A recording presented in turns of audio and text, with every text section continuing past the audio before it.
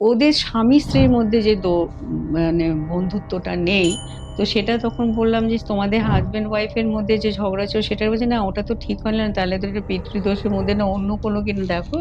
তো হলো বলছে মেয়েটা শোনো, যে আমি একটা জলপাইগুড়িতে একটা আ কাঠের বড় বাংলো দেখতে পাচ্ছি। সেইখানে এই ছেলেটা ম্যানেজার। ব্রিটিশ আমলের টাইম। আচ্ছা।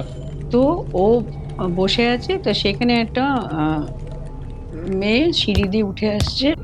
ওর কাছে একটা ফাইল চাইছে। হুম, হুম। যে আমাকে ফাইলটা দাও। আচ্ছা। তো ও বলছে আমি দেব না। এই নিয়ে একটা কিছু হচ্ছে বোধহয়। নিশ্চয়ই ফাইলটা কোনো দামি ছেলেটা ঠিকই করছে দেবে হুম, না, হুম। দেবে না তো ধস্তাধস্তি হচ্ছে। হতে, হতে ছেলেটার নজর পড়েছে মেয়েটার দিকে। এপাশে খালি ওকে, একে আমি একটু অ্যাটাক করি। এবার মেয়েটাও বুঝতে পেরেছে যে এবার বিপদে পড়েছি বলে ও ধাক্কাধাক্কি করে ও পালাবার চেষ্টা করেছে। সিঁড়ি দিয়ে পড়তে, পড়তে কি মেয়েটা পড়ে যায়। এবার যখন পড়ে যায় এই ছেলেটা বুঝতে পেরে বাইরে গিয়ে বলবে সবাইকে, ও সঙ্গে, সঙ্গে ওকে খুন করে। এই ঘটনাটা বলছে আমার স্টুডেন্ট। বলতে, বলতেই বলছে যে এরই স্পিরিটটা ওখানে দাঁড়িয়ে আছে।